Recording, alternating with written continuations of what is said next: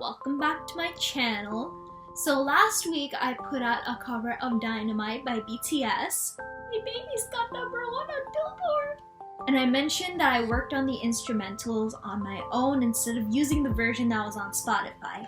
So for this video, I wanted to go through my process, kind of show you my files and what I was able to recreate and give you kind of a framework so that you can create your own version of the instrumentals too. I'll link the cover somewhere there. I don't remember if this camera flips things over, so it's either gonna be that corner or that corner. Hi. Guys, welcome to my laptop.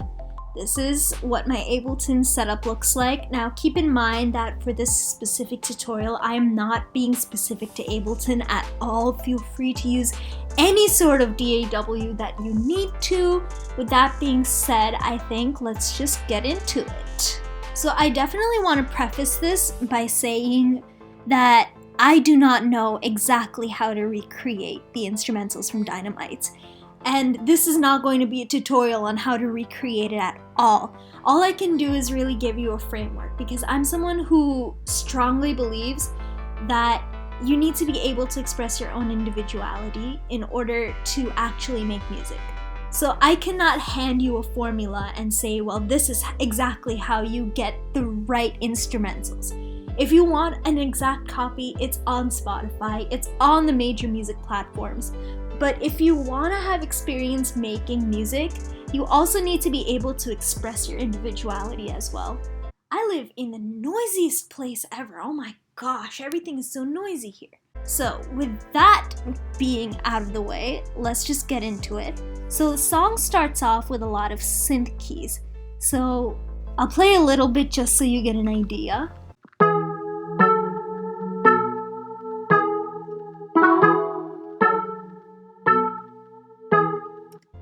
So as you notice here on my instrumental, on these specific synth keys, you want to have an envelope so that you have a quick attack, so the sound hits really quickly and quickly dies away as well. So that would be your decay, but you have a moderate sustained volume. So that means that once the initial hit actually happens, you still want the sound to last slightly at a lower volume past after the hit. And you also want a fairly quick release. So that's what my envelope kind of looks like. You can feel free to drag that a little bit higher or lower. Just gonna undo that change right there. So along with your synth keys, if you notice, there's also sort of vinyl sound that comes into play. And I add that here with a vinyl distortion. Just a tiny little bit makes total difference, and then you can hear it here. If you listen very carefully and if you have your volume up, you'll be able to hear the little tiny crackles. And honestly, that makes all of the difference. This is the most annoying thing to listen to when I'm not working on the track and I just hear this in the background. But adding that in adds an element of dimension and old-timiness to the track, which I really enjoyed personally. I'm gonna shut that off now because that's super annoying. You might also notice that I label off a lot of the sections of whatever song that I work on. So I have this verse 1, chorus 1, verse 2, chorus 2. And that's because for me, I like to look at what kind of song structure I'm working with at the moment. And that really helps me out with mixing and figuring out sections and adjusting the volume levels at each section. So if I open up the chords over here, you'll see that I have these chords in place right now. So I'll just open that real quick. So as you can see here, I have an E major chord. The song starts off, at least, in E major. So I have an E major chord here. So you have a 1, a minor 2, a messed up 5, 7, and then we have a 1. And as you can see, I kind of adjusted the notes around so that we have a nice flow between all of the notes and the chords. I also ended up duplicating that for the guitar that comes in later.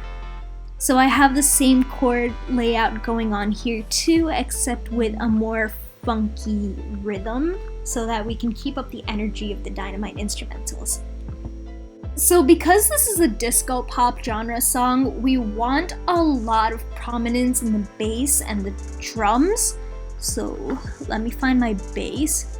So I'll solo that and play that for you a little bit.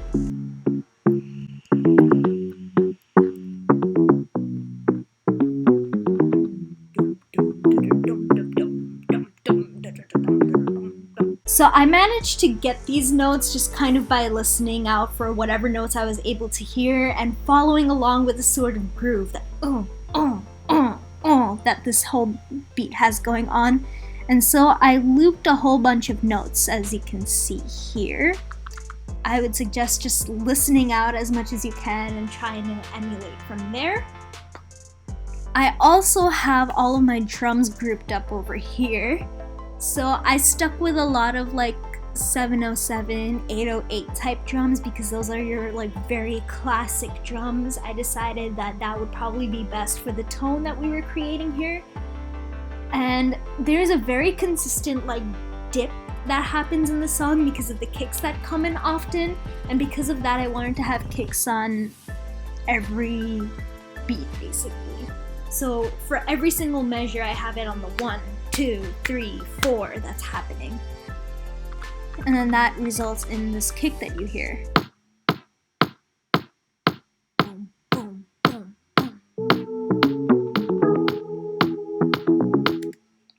I also decided to have a lot of fun with the drum parts as well. I have this little hook that comes in.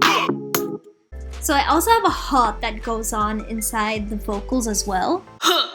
Bunch of reverb here, so it kind of blends in nicely with the hood that happens over here.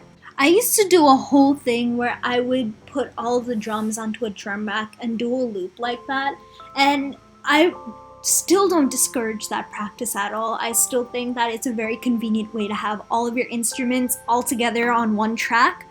But also, separating out your instruments onto different tracks not only makes your track look a lot more sophisticated than it actually is, but it also allows you to do a lot of controls beyond what a drum rack would let you do. So you can literally, like, if you turn the sliding off, you can slide these notes anywhere you want. You can have different notes that are happening. You can alter individual pitches and individual volumes rather than having the exact same consistent sound going on. So I find that to be really helpful. I also grouped them all up into this drum track because, you know me, I need organization or I'm going to lose my mind. So I wanted to go into the sweeps because I did not do sweeps the same way that the actual instrumental does. What I did instead was find synths that were very similar to a sweep and altered those. So for here, I just used a regular old synth pad, so this is what it ends up sounding like.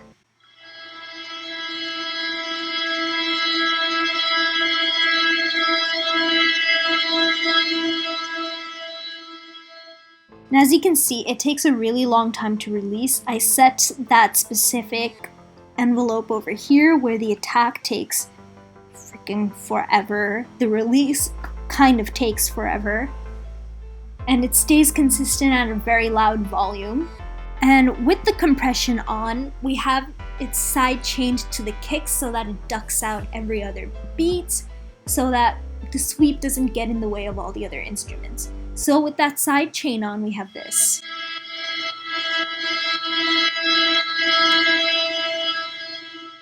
Something I absolutely love about sidechain is the extra oomph that it adds into whatever instrumentals you have. So if you have a very smooth sounding instrument, but you want the beat to sound very groovy, you can easily add on a sidechain and sidechain it to like some kind of beat of some sort, and you'll have the instrument ducking in and out. The other sweep that I have in here is the one that comes right before the chorus, and it sounds like this.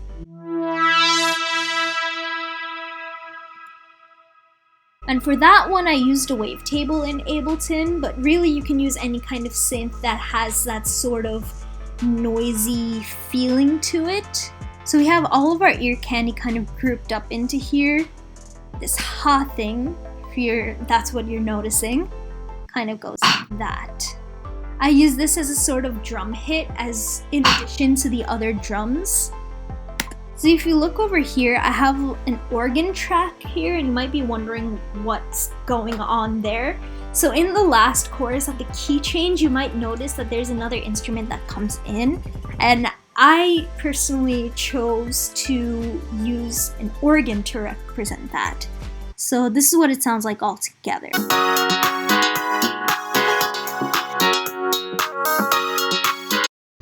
So I want to go into these bright brass instruments a little bit. So this is representative of the trumpet that you end up hearing towards the second half of the song, where it comes in with the "light it up like dynamite" lyric. So on its own, this is what it sounds like, and there's gonna be a lot of compression on it, so bear with me.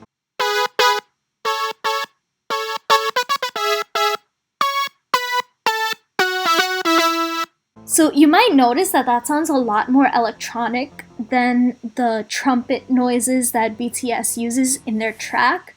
And personally, for me, I prefer a little bit more of an electronic sound because I think that blends in a little bit more with my own personal style.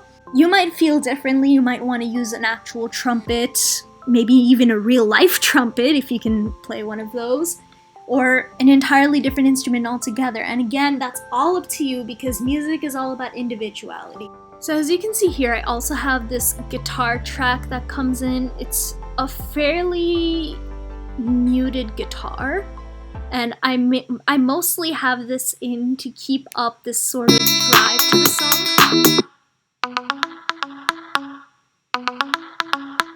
I also have a lot of reverb set onto this because it adds that element of space that you really want in a disco track as well. I also have this extra guitar line that comes in towards the later parts of the song, which sounds like this.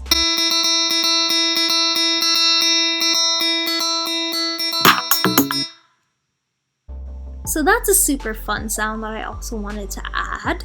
Personally, I'm not super happy with the mixing that I did on this, but I mean, it's not my song, you know? Ultimately, the goal is kind of halfway promoting myself, but also promoting BTS's song as well, so theirs is much better. Go listen to theirs. I kind of want to avoid playing the whole track on this video right now because it's in the cover anyways, first of all, and second of all, I'd really like for this not to get copyright claimed. Please keep in mind that this is not my song. I am just merely a huge fan of BTS. I am an ARMY, I have been since 2016, and I want to give credit to these people who wrote the song. I did not write this song, this is just me trying to get to their level. So there you have it. This is the way that I recreated the instrumentals. Hopefully you'll be able to do something along the same veins as this with a similar framework, but with your own individuality incorporated into it. And if you do end up making an instrumental version of your own, definitely feel free to link me to it. I will check it out. So that was it for the step-by-step guide on how to recreate the instrumentals from Dynamite. If you liked this video, please leave a thumbs up, comment down below, and subscribe to this channel. I'm planning on putting out a few more covers in the upcoming weeks. I also have a video planned out for next week as well. And I will see y'all later.